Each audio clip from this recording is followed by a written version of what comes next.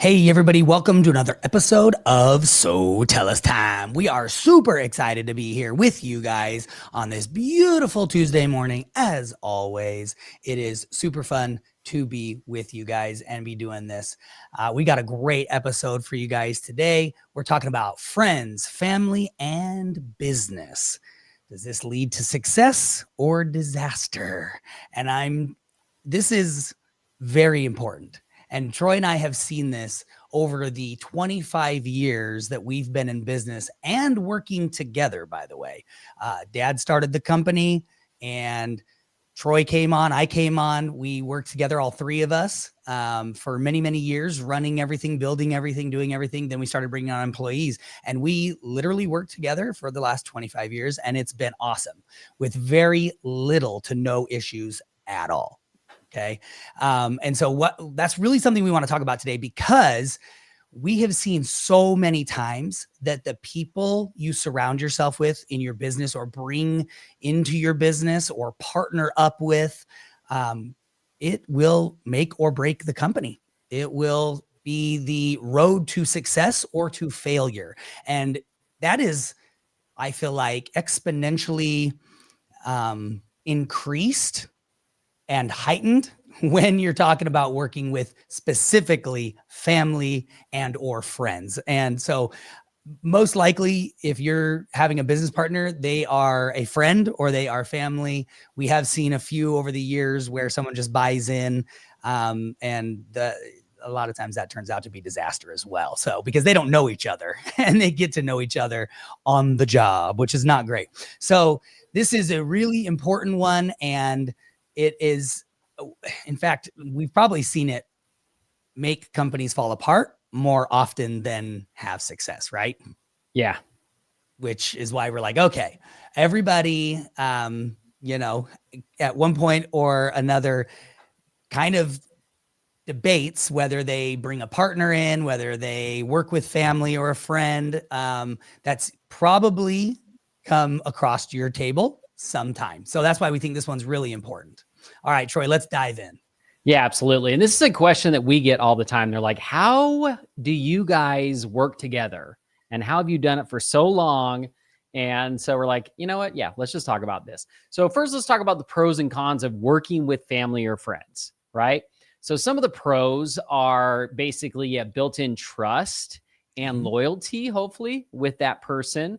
There's a deep understanding of each other's personalities, which is really good and really important. Like Trevor said, a lot of times if you have a partner buy into the business, you really don't know them, right? And their personality and how they might be fun, hanging out with and things like that. But, when you first meet them, but again, it's like dating. Everybody puts their best foot forward in the beginning, right? And then it falls apart after that. So, but when it's a family member or a friend, you have a better understanding of really who they are. So that's nice. And often you're more flexible or forgiving in the tough times, right? Because you care about that other person, they care about you. So you're willing to be more flexible, forgiving, and compromising to try and make it work during those tough times. Now, the cons of working with family and friends. A lot of times there are blurred boundaries between business and personal life, right? I know as business owners, a lot of times we feel like we never get to turn that business off and walk away and get free time from it. Well, I can tell you that when you're working with your friends and family, that gets even harder because a lot of times when you are doing personal things, what are you doing them with? Your friends and family. So you're constantly around your business partner, if you will, right? So it can make that kind of hard. Now, another con is it can be harder to give feedback or to have tough conversations when it's family members or friends, right? You're like, I don't want to hurt their feelings. I don't want to hurt the relationship we have. So I'm just going to keep quiet. I'm not going to say anything, about or have this tough conversation with them. And another one is risk, again, of damaging relationships if business issues arise. So if something's going wrong in the business, you don't want to hurt the personal relationship. So, you may not step up and you may not say something, or it, maybe there's nothing you can do about it. It's just going to hurt the relationship because it's not going to work out. And Right. I'll say too, the previous one where you're like, oh, you might not bring things up. You might have a hard time having hard conversations, or even like probably letting them go, right? Firing them, holding on to them too long. It's funny because we've had several family members work for us and with us. And so like, for instance, our nephew worked for us, and currently my daughter works for us. Both of them, I told them, I said, listen, I have no problem. I will fire you faster than I will fire a normal employee. So don't mess around. So if you can do that, then, set the precedence right from the get-go. Yeah, you set that expectation. That is a good way to do it, right? Okay, so let's talk about why most problems happen. A lot of times these problems arise because there's a lack of clear roles, right? You don't set up in the very beginning, look, this is your role, this is my role, you're going to do this, I'm going to do that. It's really, really important to set that up from the very beginning. We're going to go into some more detail on that. Another problem is poor communication, right? You're not doing a good job communicating about the business or about issues in the business. And then another big one, this is a really big one, is unspoken expectations, right? Where, one, family member just says, look, I expect them to care about this business as much as I care about this business. I expect them to put in as many hours as I put in, right? So when you have those unspoken expectations, one partner gets, is just going to get upset and get frustrated, and the other one has no idea that there's even a problem, right? Totally. So it's important to, really, talk out those expectations. So let's talk about that. How can we do this? So the first thing is basically, how do you set clear boundaries and roles in the partnership? So defining roles is just like you would do with any other hire. Like Trevor said, when we hired our nephew, when he hired his daughter, he was very clear up front with them. Look, this is what I'm hiring you for, and this is the job you're going to do. And if you don't do it, you're out the door, right? So everyone needs a job description, even if they're, your sibling or your spouse. Even if they're your spouse, there needs to be a job description. They need to know what they're going to do, right? Trevor and I know exactly what I'm going to be doing in the business. Trevor knows exactly what he's going to be doing in the business, right? We've defined those roles ahead of time, and we work on those roles. We work in those roles. So you want to clarify who is responsible for what to avoid stepping on each other's toes. And this is really, really important, right? And I know for us, it's been one of the things that has really helped our business to grow and our relationship to be so great as, brothers and as business partners, is that we understand each other's strengths and each other's weaknesses, and we trust our partner when it comes to their strengths. Meaning, when it comes to operational stuff, that's where my strengths lie, and that's the part of the business that I spend the majority of my time in. And Trevor trusts me that I'm going to make the right decisions when it comes into the, comes to the operational side of the business. Now, does that mean that Trevor has no say in what happens in the operations? Absolutely not. We're partners, right? We talk about everything when it comes to the business, because Trevor has tons of great ideas that I go, oh man, I wish I would have thought of that.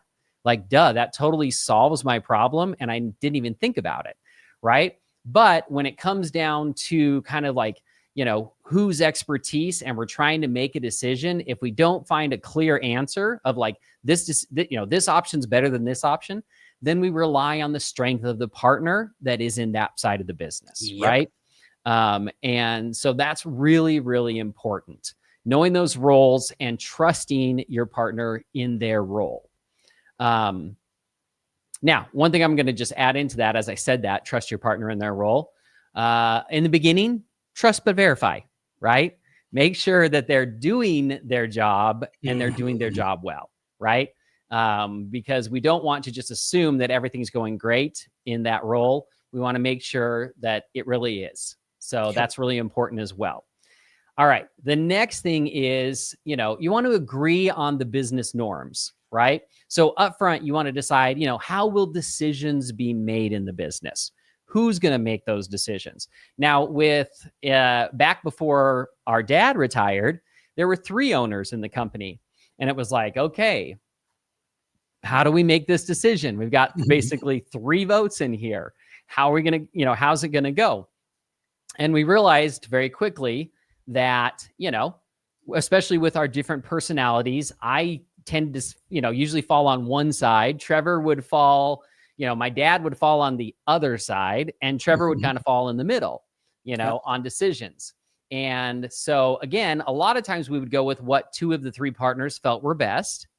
But in other situations where the expertise was with the other partner, sometimes we would go with what the one partner said versus the other 2, because that was their expertise. We took weight in their expertise, right? Yeah. I think it was actually really good for us, especially when we started the companies, that there was 3 of us, because it wasn't just a battle of the wills. Like it was, hey, I am, and here's how the personalities go, right? For us. And I think this is like the best combination, to be honest. Yeah. You've got Troy, who is like ultra conservative, right? He is like the numbers man. He is going to keep us flush. He's going to keep us gaining money. He's going to make sure that we have money set aside. I remember back in the day when we first started, we were like, okay, we need to have, $20,000 in the bank that like is just sitting there so that, if anything comes up or, all this stuff.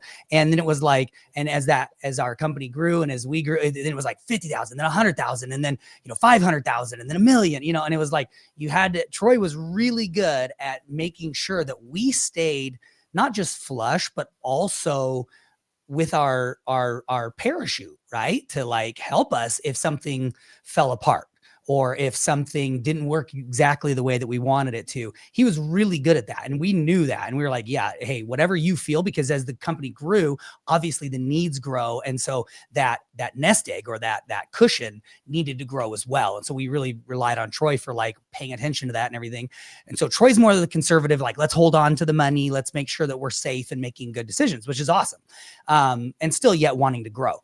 And then there's Ron, who head in the clouds. I mean, the guy is just like, we can do anything, literally anything, and it's like, yes, we can, like, to a degree, so like Ron was just always like the yes man. Yes, that's a good idea. Yes, that's a good idea, and so it would be like Ron often was like head in the clouds of, yes, let's do this. Let's just move forward and consequences be darned, like, yeah.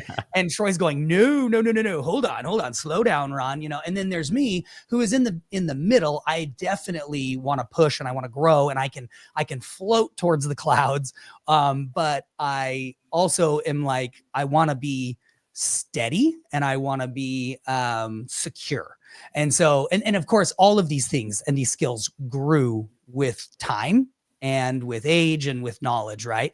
And so often it was like we would have a decision to be made, and Troy would be like, let's really look at this from a 360-degree view, which Troy is phenomenal at doing. Like, take it and turn it and look at it this way, and let's like really evaluate it, right? And then Ron was just like, what? Yes, if we say yes, we say yes, and then there was me, who was like, okay, like, let's look at it from Troy's 360, but also we have to push a little further. We can't be too conservative or we're not going to grow, And so that was, I really think that built us well, because it was never just a yes and a no and boom, boom, boom, boom, boom. No, it was, we had a yes, we had a, okay, let's really look at this. I wouldn't even say it was ever a no with Troy. And if it was a no, then we definitely were like, oh, we need to rethink this whole thing. If Troy's saying no, and then there was me in the middle going, okay, look, I love what Troy's saying here. I love what Ron's saying here. Where do we find that middle ground, kind of thing? And it worked so well to where when Ron finally was able to, we got the company and built the company up to a point where he retired, obviously. And we love that. We're so excited that he's been retired for years. Troy and I already were, it's like Ron never left, because he's always in our ear, I feel like. And we both evolved so far and so much that we now it's like the three of us are still here in just the two of us, if that makes sense, because our thinking and our knowledge has changed, and we're pretty confident in what we do and when we make changes, because we've had so much experience and we had the variety and learned over those years. So anyways. Yeah, absolutely. That's great. That's a great way to explain how it worked for us and how you should be looking at it in your business. So again, who has the final say in these areas? Who has the strength in that area? The other thing you want to do is set expectations around work hours, communication, and accountability. I can tell you one of the biggest areas where we see partners fall apart is in those expectations of how much work are they going to be doing? How many hours are they putting into the business? What are they accountable for? Right. Those seem to be areas where you get the most friction. So make sure you set those up right from the beginning. And then don't assume anything, put everything into writing. So you need to make sure that you have a partnership or an operating agreement in place, right? And that operating agreement needs to address everything, meaning not only like how's the business going to operate, but if this doesn't work, how is the business going to separate, right? Have that all in writing so that there's no question in the end, if it comes to an end, how is it going to end? Yeah, because we've seen from both of those examples of what you just said, both of those topics, we've seen where one business partner is putting in 80 hours a week and the other business partner is putting in 5. And he's like, I'm an owner. I mean, we've literally seen and heard it all because of our consulting companies. I mean, Troy and I have both reviewed so many contracts and agreements and partner agreements and buyout agreements, things like that. And we have seen it all to where it's like, I didn't become a business owner to, work 70 hours, 80 hours a week. Then you shouldn't have become an owner, because you guys are in a startup and you got one guy that's like, no, I understand this. I'm working 80 hours a week to get this bad boy going. You got the other dude that's like, no, man, I'm working 5 hours a week because I'm living the life. No, you're not. You don't have any freaking money.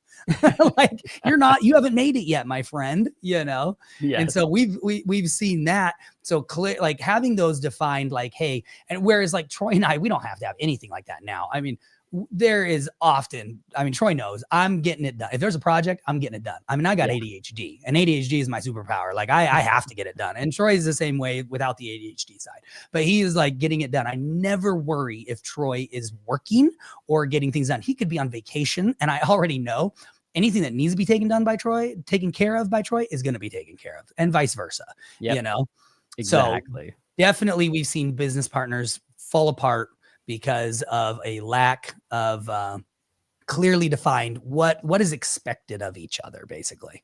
Yeah. And then, so you want to make sure you have like written SOPs. Again, put it all in writing so that there's no room for a misunderstanding in the future of what was expected. So written SOPs are great. Shared task management tools, like, okay, these are your tasks. These are my tasks. Check your tasks off. And I want to see that you're getting your stuff done. You can see that I'm getting my stuff done, right? So that you don't end up in a situation where you're like, man, I was working so hard and focused on my side of the business that the other side fell apart because I didn't know my partner wasn't doing anything, right? Mm-hmm. So make it very, you want to have that clarity, right? Between yourselves as partners on what everyone's doing. Yep. Okay, now let's go on to the next thing. How to maintain the relationship while running the business. Now, this is really, really important. So you need to separate business and personal time. And I'm going to tell you, this is hard. This is a hard part, right? So we'll give you a couple of ideas. You want to create intentional space for family and friendship time where working talk is off limits. You are not going to talk about work. You are not going to talk about, it's just, this is personal time that we're going to spend together. And that's how you maintain that relationship. You also want to schedule regular check-ins for business conversations instead of letting things bleed into your personal time. So having meetings set up where it's like, look, we're going to meet on these days. We're going to talk business. Because I'll tell you, as a business owner, we all know this. You come into the office, you start working, and you thought you're going to get this, and this done today, but then 5, new fires come up. You would have to address those fires, and the entire day gets away from you, and you're like, oh man, I still need to talk to my partner about this, and this. So what do? You call them at night, right? And now you're on the phone and you're taking time away from your families because you're talking business late at night, because you couldn't do it during the day. So you want to make sure you have those meetings scheduled during the day that nothing can interrupt, so that you can have that personal time when you need it. So that's really important. And then this is a really big one. Communicate early and often. Don't let frustrations simmer. Address them quickly and kindly, because the longer you wait, the worse it's going to get, right? It's like, especially if you have a partner that's doing something that's really bugging you, if you just hold it in and wait, someday you're going to blow, and then the whole thing is going to just end. You're going to end the entire relationship, the business, because you didn't address that frustration right away and correct it between you and your partner, right? Yeah, and there's one thing I want to jump back to on the separate business and personal time. One just recommendation, which is a little bit of variation of what you had just talked about, was your spouse. Often, our spouse is our listening ear, right? Like they're our person, and that's great. And they want to hear about your day, and they want to hear about the things that are going on. But two scenarios are, one caution would be complaining about your partner to your spouse. You are going to see, because here's the thing is, when you complain, and I've learned this as a father, as a brother, as a son, when I complain about someone to someone else, it puts a bad taste in that person's mouth of that person, right? So if I go home and I complain about Troy to my wife, well, now she has this, bad taste maybe about Troy, right? And I feel better because I vented, right? I feel better because I vented. The next day I go in and I'm perfectly fine. I'm like, hey, Troy, what's up? And I'm feeling a lot better. My wife is still stewing in it, right? That's one recommendation I would say. Be careful. Yes. Be careful when you do that. And I would recommend not doing that, to be honest. So it's like, if you're going to do that, I don't know. I don't think that's a good idea ever, to be honest. I just think it's like, nope. If you have an issue, like Troy said, address it fast and address it with the person that it involves, because you're going to create problems that aren't going to easily go away. Yeah. And I'll add to that, because I want you to think about it. When you go home and you talk to your spouse about, my partner did this, and this, right? Not only, like I said, not only do they get upset about it, but think about it. How often do you go home to your spouse and be like, oh, my partner was awesome today. He did this, and this. Yep. You don't. You only go home and complain. Yes. So all they have is a bad taste. Whereas the business owner, you get to see the good and the bad, which which kind of balances out. And you're like, no, they're a great partner. But your spouse, if all you're telling your spouse is the negative things, all they think is, they're a bad partner. Yeah, that's all they are. Right. So their answer is always going to be, you should get rid of them, or you should stop. Why you work with that? It's like, they're always going to be on the defensive, and that's going to create problems. And then the other quick thing I wanted to say too is, also, one thing I had to learn is it's okay to not go home and relive the day I had. Meaning, I'll go home and my wife, being sweet, will be like, oh, was it a tough day? I can kind of tell you're off, and I do my best to leave it at the door when I walk in, but there's times that I just can't, and I'm frustrated, right? But what I've learned is it's okay for me. I used to just, unload it all, and unload everything, right?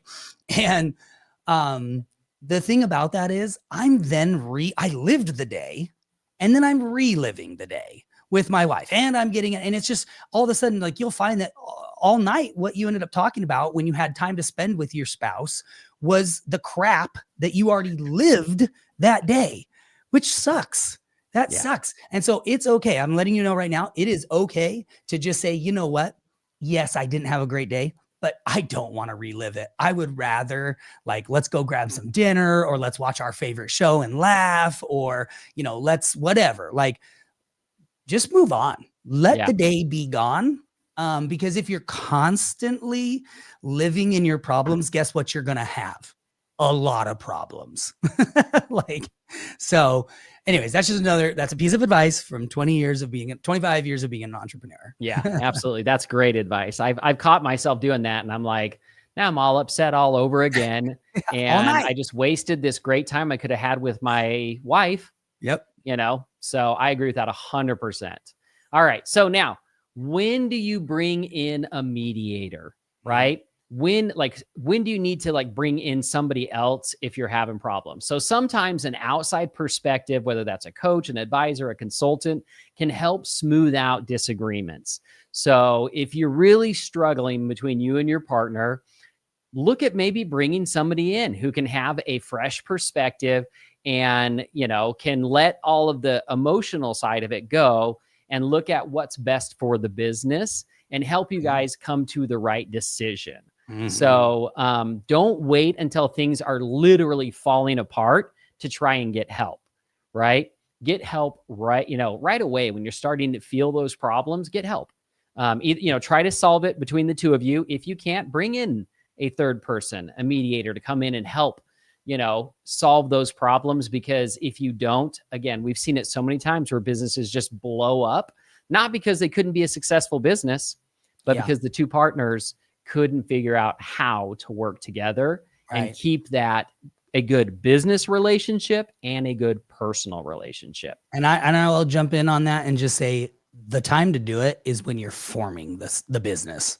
Like, get a third party that you trust, whether that's a business consultant, like Troy said, he gave you advisors, consultants, right? Coaches, or maybe it's another family member that is business savvy. I would make sure it's a business savvy person, someone you trust, or maybe it's a successful family friend that has run a very successful business and has been through a lot. But do it in the beginning, because I can't tell you how many times we've had where we're diving into a partnership that's already been formed and contracts or not contract agreements, right? It's funny what people put into contracts. Not everything is going to be held up in court. Let me tell you that. And we found a lot of crap in people's stuff that's like, that's not going to hold up. But do it from the get-go. Okay. I'm telling you, it'll save you 1,000 headaches later. Yeah. All right. Anything you want to add, Trevor, before we hit the homework? No, let's dive in. So homework this week, I think you can probably guess it. It's if you are working with a family member or friend, or even just a business partner that you've been with for a while, maybe it's time to schedule a meeting this week and kind of revisit those expectations, the agreement between you and the roles in your company. If you're down the road, it might be a little hard to have this conversation, especially if you're not happy with how certain things are happening. This is why we always try to say, do it from the get-go, right?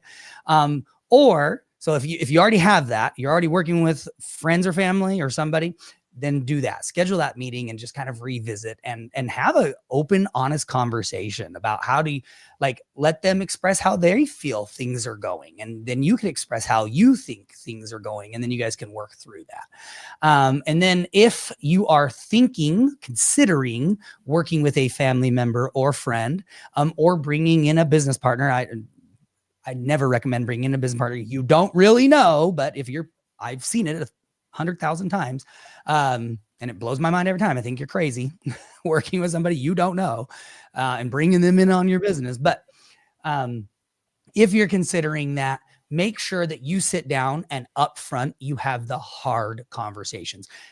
Lay out clearly your expectations, what you think this should be, because it will be very telling how they respond and how you respond and how you guys get communicate as well as work through, because they might have different expectations. And if you don't have that conversation, you go into this and you're like, crap, but if you have that hard conversation, you might be able to save yourself a lot of heartache and headaches down the road by not getting into business with the wrong person. in the first place. So anything else, Troy? Nope, that's it. Perfect. Okay, guys, we love you. We appreciate you.